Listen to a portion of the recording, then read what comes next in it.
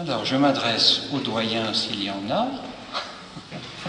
je m'adresse aux curés, aux autres prêtres en activité, aux prêtres retirés, aux diacres et à leurs épouses, aux religieuses et aux religieux, aux salariés de l'association diocésaine, aux chefs des services diocésains, salariés bénévoles, aux représentants de l'enseignement catholique, mesdames, messieurs les chefs d'établissement, aux représentants des associations liées au diocèse, je pense à l'association Notre-Dame-du-Lot, l'association Saint-Marcelin, l'association Préa, vous ne connaissez peut-être pas encore, patrimoine religieux dans les Hautes-Alpes, aux représentants des associations caritatives et des mouvements pastoraux, aux membres des nombreux conseils diocésains, chers frères et sœurs et chers amis. Merci pour votre présence à ce qui est finalement la première cérémonie de vœux de Noël, puisqu'avant ça se faisait après, en janvier. Je crois que ça tombe bien, parce qu'en janvier, ils annoncent le pic de l'épidémie en janvier, donc ça tombe bien de le faire là.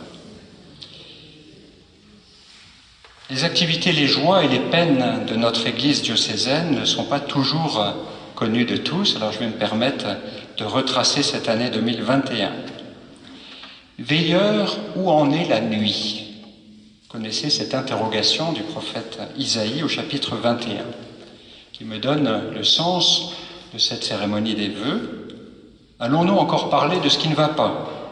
Certes, nous allons parler des différents maux qui atteignent le monde et l'Église, mais aussi, pour garder un esprit de louange et de joie, nous allons regarder les lueurs de l'aube, les étoiles du matin.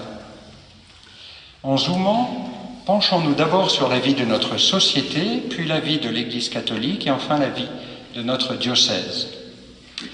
La vie de la société, nous partageons l'inquiétude devant l'évolution de la situation internationale. On aurait pu espérer que la pandémie calme les choses, mais les guerres continuent et les bruits de bottes résonnent sur toute la planète, y compris en Europe. Nous vivons dans un monde dangereux. Le régiment de Gap, le 4e chasseur, a encore été endeuillé par la mort d'un militaire en OPEX, que sa famille et ses camarades soient assurés de la prière de la communauté catholique. À propos du retour de la pandémie, nous sommes tous prudents, mais avec vous, je me réjouis de la réouverture de toute l'économie de la montagne, source d'emploi pour les Hauts-Alpins. Dans cette nouvelle vague, ne peut-on y déceler 2 étoiles du matin ? Première, les pays riches ne peuvent s'en tirer seuls, oubliant les pays les plus pauvres et y laissant le virus circuler librement. Fratelli tutti, tous frères, l'encyclique du pape François sur la fraternité universelle, semble toujours plus d'actualité. Deuxième petite lueur de l'aube, la souveraineté alimentaire et industrielle, ou ce qui nous touche plus directement, le consommer local. C'est à prolonger. Ne souhaitons pas revenir à la vie d'avant, engrangeons ce qui a été positif, désirons des changements notables de nos modes de vie. Déjà l'encyclique Laudato Si, loué sois-tu du pape François, avait mis l'accent sur la fraternité et sur la sauvegarde de la maison commune. Son appel à une conversion personnelle sur le sujet de l'environnement intégral, relayé par notre travail des évêques à Lourdes en novembre dernier sur le thème « Clameur de la terre, clameur des pauvres », nous montre que tout est lié et que cela regarde chacun d'entre nous. Je signale nos efforts diocésains pour obtenir dans différents endroits, différentes paroisses, au sanctuaire du Lot, au centre diocésain, le label œcuménique Église verte. Et je signale aussi la création récente d'un nouveau service diocésain intitulé « Pour la sauvegarde de la maison commune », confié à M. Jérôme Garnier. La COP26 de Glasgow a soulevé des espérances et a permis des avancées, mais elle a aussi produit des déceptions, et ces décisions peuvent ne pas être suffisantes pour enrayer le bouleversement climatique et la migration climatique qui va s'en suivre. Dans ces questions d'environnement et de biodiversité, je veux assurer nos agriculteurs de tout mon soutien. L'année a été difficile pour certains, entre les conséquences du gel pour les arboriculteurs et les viticulteurs, la prédation par le loup pour les éleveurs, les craintes sur le futur de la PAC, etc. Nous échangeons chaque année sur ces difficultés à l'occasion de la journée diocésaine annuelle des agriculteurs chrétiens au Lot en novembre. Dans notre pays, je ne vous cacherai pas que les différents cultes ont fait part de leurs craintes concernant la loi visant à conforter le respect des principes de la République, promulguée le 24 août dernier. Bien que tous comprennent le sens, la finalité de lutter contre les extrémismes religieux. C'est une réforme des rapports entre l'État et les cultes. Des modifications importantes étant apportées à la loi du 9 décembre 1905 sur la séparation des églises et de l'État et à la loi du 2 janvier 1907 sur l'exercice public du culte. Malgré des points positifs, la loi est devenue tellement restrictive qu'elle pourrait engendrer des atteintes aux grandes libertés publiques que sont la liberté d'association, la liberté de culte, voire la liberté de réunion. Il me semble important de vous partager les dispositions les plus problématiques aux yeux de l'Église catholique. D'abord, la nécessité de solliciter auprès du préfet la reconnaissance de la qualité cultuelle à renouveler tous les 5 ans. Une logique de surveillance des cultes paraît se substituer à un régime de liberté, avec la tentation possible d'instaurer un mode de contrôle des discours. Ensuite, la nécessité de signer un contrat d'engagement républicain pour toutes les associations souhaitant bénéficier de subventions publiques.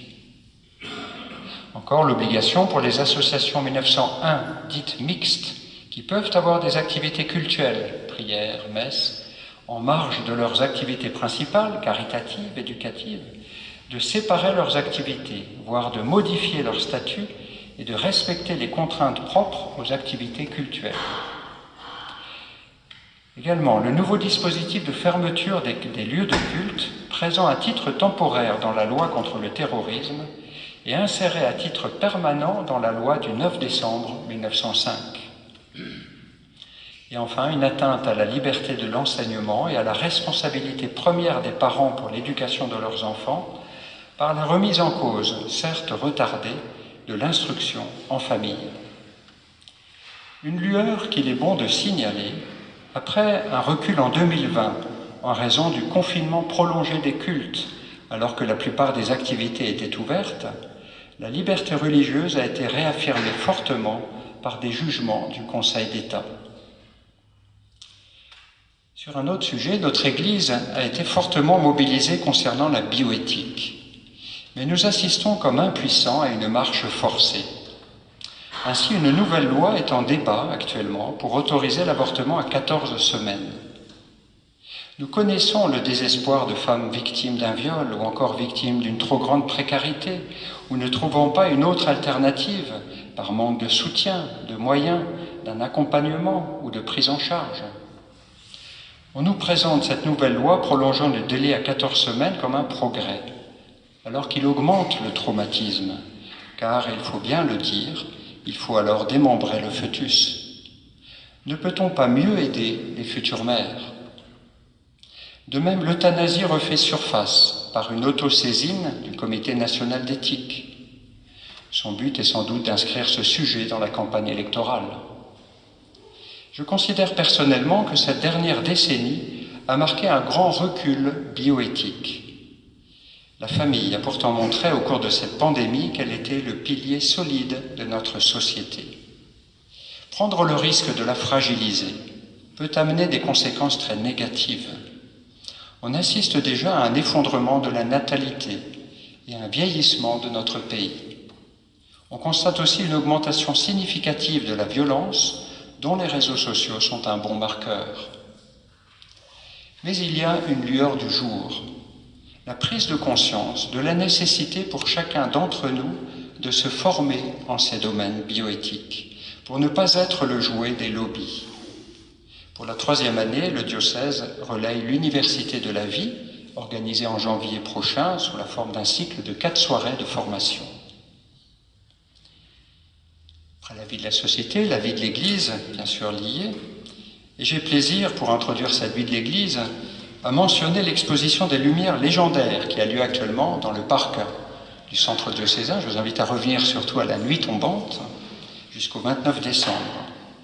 J'y vois non seulement des belles lueurs dans la nuit, mais aussi le symbole d'une collaboration fructueuse et des liens forts entre la société civile, ici la mairie de Gap, et l'Église. C'est aussi l'occasion de remercier spécialement les maires pour le bon travail en commun au service de nos concitoyens. Et j'étends volontiers ces remerciements aux conseillers départementaux, régionaux et aux parlementaires, députés et sénateurs, et aux grandes administrations publiques. Je les remercie chacun, je les ai vus ce matin lors de vœux publics en partie, pour leur écoute et leur collaboration. Après l'attentat à la basilique Notre-Dame de Nice en octobre 2020, où 3 paroissiens ont donné leur vie en martyrs de la foi, lundi 9 août dernier, le père Olivier Maire, supérieur des Montfortins de Saint-Laurent-sur-Sèvre en Vendée, a été tué, victime de sa générosité en martyr de la charité. Et c'est l'occasion de remercier pour les forces de l'ordre que nous allons voir encore à Noël devant nos églises. Les martyrs chrétiens sont innombrables dans le monde. Je pense aux chrétiens d'Orient, aux chrétiens de Chine, de Corée du Nord et de tant d'autres lieux. Lueur, petite lueur dans la nuit pour notre diocèse, Madame Maria Matouk, a accepté la mission de déléguée épiscopale pour les chrétiens d'Orient, avec pour objectif de nous sensibiliser sur leur situation. L'Église qui est en France est dans la nuit, par suite des turpitudes de certains de ses propres membres, qu'ils soient clercs, religieux ou religieuses, ou laïcs en mission ecclésiale. Avec les autres évêques de France, j'ai reçu le rapport de la commission indépendante sur les abus sexuels dans l'Église le 5 octobre 2021, qui met sous nos yeux l'ampleur des violences et agressions sexuelles commises dans l'Église catholique dans notre pays. Puis en assemblée plénière à Lourdes, début novembre, nous avons discerné, je cite notre déclaration de mi-assemblée, que la première obligation de l'Église catholique contractée vis-à-vis des victimes est la reconnaissance de sa responsabilité institutionnelle, outre la responsabilité propre des auteurs des abus sexuels. Sa responsabilité est engagée vis-à-vis des personnes victimes, de la société et de Dieu. À la suite de Jésus, nous ferons tout notre possible en demandant à ceux et celles qui sont blessés « Que veux-tu que je fasse pour toi ?» Marc 10. Les résolutions votées vont se mettre en place petit à petit. Et je mentionne que depuis le 8 décembre dernier, un nouveau code pénal interne à l'Église est entré en vigueur, signe fort de la volonté de notre pape François de faire en sorte que notre Église soit une maison sûre pour les enfants et les personnes vulnérables. Depuis Lourdes, reprenant des paroles du pape François, nous avons également adressé un message fraternel aux prêtres. Et je tiens à le reprendre. Mes frères prêtres, qui remplissent leur ministère avec générosité et dévouement, et dont la si belle vocation se trouve malheureusement salie. Dans cette nuit, j'aperçois 3 lueurs. D'abord, notre détermination à faire la vérité. C'est une lueur, nous dit la parole de Dieu, en l'Évangile selon saint Jean, chapitre 3, verset 21. Qui fait la vérité vient à la lumière. On peut aussi penser à l'image du tunnel du Parpaillon, au-dessus de Crévoux, long de 520 mètres. Seules ses extrémités sont éclairées par la lumière du jour. Et quand vous êtes dedans, vous ne savez plus si vous êtes au début, au milieu ou à la fin. L'important, c'est d'avancer. Et je peux vous dire la détermination des évêques pour avancer. Ensuite, deuxième petite lueur, le synode universel, auquel le pape a convoqué tous les catholiques. Il va nous permettre d'avancer ensemble. J'invite les diocésains à se réunir en petits groupes synodaux. Vous trouverez sur le site internet du diocèse le mode d'emploi de ce chemin synodal. Enfin, ça peut paraître anecdotique, mais je trouve que la nouvelle traduction du missel romain que nous utilisons depuis peu pour célébrer la messe est aussi une lueur. C'est pour nous, catholiques de France, l'occasion de remettre au cœur de notre vie l'Eucharistie. C'est aussi nous recentrer sur le sacrifice du Seigneur Jésus. Jésus qui a donné sa vie pour chacun d'entre nous et en particulier pour les plus petits. Et la messe en est le mémorial. J'en arrive à la vie du diocèse. Ça va, vous suivez? Troisième partie. Je reviens sur le chemin synodal, parce qu'il aura dans notre diocèse 2 étapes. Jusqu'au 1er mai pour participer au processus synodal universel, puis jusqu'au 8 septembre pour relire le projet de vision pastorale et des orientations missionnaires diocésaines. Car malgré le Covid, tout ce que l'on a regroupé sous le vocable de mission altitude a avancé. D'abord, le processus du travail collaboratif en interne du diocèse a connu 2 réunions plénières au printemps 2021 qui ont abouti à promouvoir une 50aine de propositions d'amélioration du travail collaboratif dans le diocèse. Une réunion annuelle doit maintenant permettre de faire un point régulier sur les progrès. De même, le processus de définition de la vision pastorale a abouti à une journée diocésaine regroupant les curés, des membres de leurs conseils paroissiaux, les services diocésains et l'équipe Vision diocésaine le 19 octobre dernier, permettant d'amender une première version de cette vision pastorale. C'est cette version qui sera proposée, présentée le 1er mai 2022 à la relecture des groupes synodaux pour la seconde étape diocésaine du synode. L'objectif est de promulguer cette vision pastorale et ses orientations missionnaires le premier dimanche de l'Avent 2022. La vie du diocèse est bien sûr aussi marquée par le rapport de la SIAZ et notre Assemblée des évêques à Lourdes. Dans ma lettre pastorale d'octobre 2018, j'avais rendu compte de ce que nous avons mis en place sur le diocèse pour la prévention de tels abus. À l'occasion de la remise du rapport de la SIAZ, j'ai effectué une mise à jour de ce compte-rendu pour notre diocèse concernant les formations, concernant le nombre de dossiers traités et rappelant la signature en 2019 du protocole avec les procureurs du ressort de la Cour d'appel de Grenoble. Nous continuons ce travail avec détermination et transparence. Ainsi, en novembre dernier, la question de la confession a été approfondie avec les prêtres du diocèse grâce à l'intervention du recteur du séminaire d'Aix-en-Provence. Et en janvier prochain, les prêtres qui n'avaient pu participer aux premières formations, diverses raisons, ou ceux qui sont arrivés dans le diocèse depuis ces formations, auront une nouvelle journée de formation. Quand j'avais proposé à Pâques 2020 une année mariale diocésaine, je pensais surtout à donner de l'air à nos chrétiens confinés en leur proposant de lever leurs yeux vers le ciel. Et la consécration du diocèse à la Vierge Marie le 12 septembre 2021 à Notre-Dame-du-Lot est aussi une remise en confiance à son intercession. Pour cette année 2021, il est impossible de ne pas mentionner l'accueil des personnes migrantes à Briançon et à Gap et ailleurs. À Briançon, la lueur de l'aube a été l'arrivée de plusieurs fondations nationales pour soutenir les associations solidaires locales. Le bâtiment rénové des terrasses solidaires a remplacé l'ancien refuge solidaire. Quelques mots sur ce qui s'est passé en octobre, fin octobre, puisque cela concerne la paroisse de Briançon. En raison de la suppression des trains pour travaux sur la ligne et de l'obligation des tests PCR pour les bus de substitution, les personnes migrantes ne pouvaient pas quitter Briançon. Et donc le nouveau refuge solidaire a été débordé et fermé pour des raisons de sécurité, le lieu accueillant 200 personnes au lieu des 80 autorisées. Après avoir passé une nuit à la gare, les personnes migrantes ont été accueillies à l'église Sainte-Catherine, avec l'accord du curé, consultation de son conseil, et pour 2 nuits, selon l'antique tradition des églises refuges, puis dans les salles paroissiales, puis dans des barnums sur le terrain paroissial, et enfin dans une tente d'urgence donnée par MSF. L'Église n'a ni la mission ni la prétention de proposer des solutions à ce gigantesque défi mondial.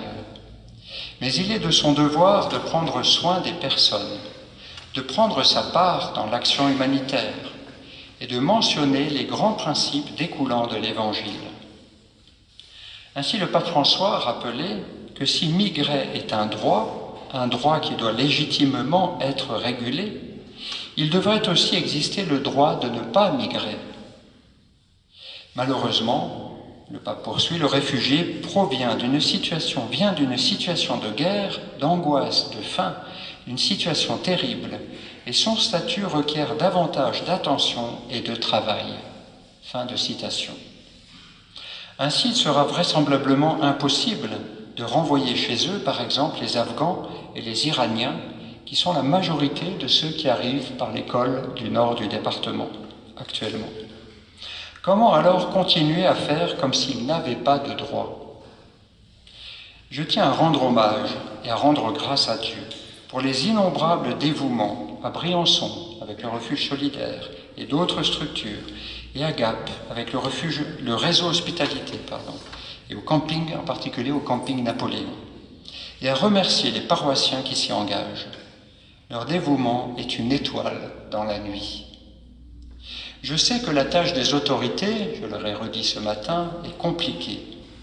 À ma petite place, j'essaye de faciliter les relations entre tous, car c'est tous ensemble que nous pouvons améliorer la situation des personnes sur le terrain. Et je confie cette question à la prière du vénérable Robert Schuman, ce père de l'Europe déclaré vénérable par le pape François en juin 2021. Nous espérons avoir bientôt un homme politique français déclaré saint. J'en viens à la plus importante de nos joies diocésaines, la joie des ordinations et des vœux perpétuels. En janvier 2021, ce fut l'ordination au diaconat permanent de Frédéric Jory et au sacerdoce de Jean Nestor, missionnaire de la Salette qui a rejoint l'équipe du Champsor. En août, ce fut l'ordination sacerdotale de Thibaut Varis, vicaire maintenant sur le doyenné de l'Embrunais sabinois Queyras. Puis nous avons vécu les vœux perpétuels de sœur Marie-Laetitia, le 1er novembre dernier, au monastère contemplatif de Bénédictine de Rozan, et de sœur Louise, le 27 novembre, à la cathédrale de Gap, dans la communauté des sœurs de Notre-Dame de la Salette. Dieu continue aujourd'hui d'appeler des jeunes à tout quitter pour le servir et servir l'humanité. Dans les autres événements joyeux, il y a eu l'installation cet automne de 4 nouveaux curés à Tallard, Chorges, dans le Haut-Champsaur et à Gap. Nous sommes heureux d'accueillir à Gap 3 prêtres et un diacre de la communauté Saint-Martin. Je veux aussi mentionner le début du travail du nouveau conseil presbytéral élu et remercier ses membres. Ils ont commencé par lister les sujets. Le conseil presbytéral ne manquera pas de travail. Une lueur de l'aube est d'avoir pu lancer des travaux malgré une situation financière encore difficile. En 2020, les diocésains avaient compensé l'absence des quêtes pendant le confinement par une augmentation de leurs deniers. Et je vous en remercie. En 2021, selon des comptes provisoires, il semble que nous rencontrerons des difficultés à atteindre les objectifs fixés pour 2021 en matière de réduction du déficit de trésorerie, même si la tendance reste orientée dans le bon sens. Nous visons toujours l'équilibre entre ressources et charges de fonctionnement en 2024. Nous savons certes que les derniers euros sont les plus difficiles à gagner, mais nous devrons, à l'occasion de l'AG en juin 2022, en faire l'analyse précise. Comme j'ai eu l'occasion de le dire à la presse récemment, pour rapprocher de l'équilibre de fonctionnement, le diocèse a décidé de vendre l'évêché, lieu d'habitation de l'évêque, boulevard du Général de Gaulle, et je vais déménager dans une petite maison au bas du centre diocésain, côté patinoire, et de vendre également la propriété de Clairefonds-Saint-Camille au-dessus de Gap. Ces 2 ventes en cours permettront de rembourser, par anticipation, l'emprunt qui avait été fait pour terminer l'aménagement du centre diocésain. Nous sommes actuellement en train de chercher un autre bien immobilier à vendre pour abonder le fonds pour la réparation aux personnes victimes, suite aux engagements pris à Lourdes. Malgré nos difficultés financières, que nous surmontons encore par des legs providentiels, nous avons pu maintenir les travaux dans 2 lieux. La chapelle Saint-Marcellin des prêtres aînés. Je crois que c'est une vraie réussite. Merci à tous ceux qui ont contribué, en particulier service diocésain de l'immobilier et de l'art sacré. Nos prêtres aînés, les autres résidents, ont maintenant une chapelle confortable pour y prier.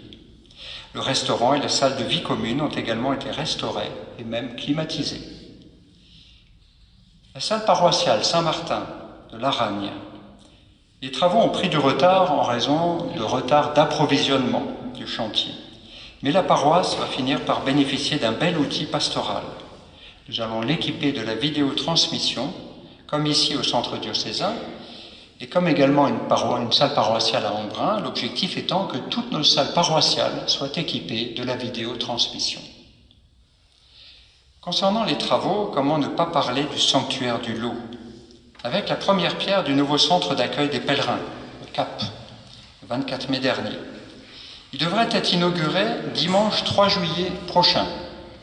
Le programme des travaux, intitulé le Lot 2025, est financé entièrement par les dons des pèlerins, très généreux. D'autres travaux progressent également au Lot. Ainsi, cette semaine, le 17 décembre, je vais inaugurer la nouvelle maison des chapelains, maison Saint-Jean. La NDL a lancé une première tranche de rénovation des chambres du bâtiment principal de l'hôtellerie, l'étage de l'actuel accueil. Nous continuons à explorer la manière d'agrandir la capacité de la basilique actuelle par la construction d'un transept plus important sur sa droite. Concernant le projet de chaudière bois, nous en sommes à la période du choix entre plusieurs constructeurs et exploitants. L'objectif est un autofinancement par le projet, c'est-à-dire que l'exploitant revendrait la chaleur à l'hôtellerie. Enfin, il y a une grande chance pour que les pèlerins du Lot puissent bénéficier d'un nouveau camping sur le site de la colline de Giquière, c'est-à-dire quand vous arrivez au Lot sur la hauteur sur la gauche. Et ce, soutenu par une importante subvention du département à la NDL en faveur du développement touristique de la vallée de la Vence. Concernant les travaux, c'est aussi la joie de voir aboutir prochainement, nous l'espérons, la reconstruction du lycée Saint-Joseph, avec un bâtiment neuf pour la partie lycée. Il me faut aussi saluer des arrivées et des départs parmi tous ceux qui servent au diocèse. Le départ de Stéphane Le Diguerrer, le gardien du centre diocésain. Le départ de Luc André et d'Hélène Bernet, archivistes et responsables de la communication. Dans les arrivées, je veux mentionner les deux nouvelles directrices des écoles catholiques de Gap. Marie-Pierre Moine, à l'école à côté du 5 heures de Marie, et Anne-Lise Nowodorski, à l'école Jeanne d'Arc. Mentionner également Camille Valette, ici présente, responsable de la communication, Cyrielle Jean, archiviste, sans oublier un stagiaire, Gabriel Lobjoie, chargé de l'archivage des documents du père Pierre Fournier, qui termine sa mission le 23 décembre. Merci à chacun. Et pour terminer, je tiens à faire mémoire des 3 prêtres partis vers le ciel en 2021. Pierre Fournier, le 15 mars 2021. Félix Caillé, le 12 juin 2021. Et René Combal, le 7 septembre 2021. Que le Seigneur les accueille auprès de lui, qu'ils ont fidèlement servi. Veilleurs, où en est la nuit? M'inspirant du cantique de Zacharie, le père de Jean-Baptiste, à la naissance de son fils, je formule des vœux pour notre monde, pour notre Église, pour notre diocèse et pour chacun de nous. Qu'en 2022 vienne nous visiter l'astre d'en haut, pour illuminer ceux qui habitent les ténèbres et l'ombre de la mort, pour conduire nos pas au chemin de la paix. Joyeux Noël à chacun d'entre vous, à toutes vos familles, et bonne année de grâce 2022.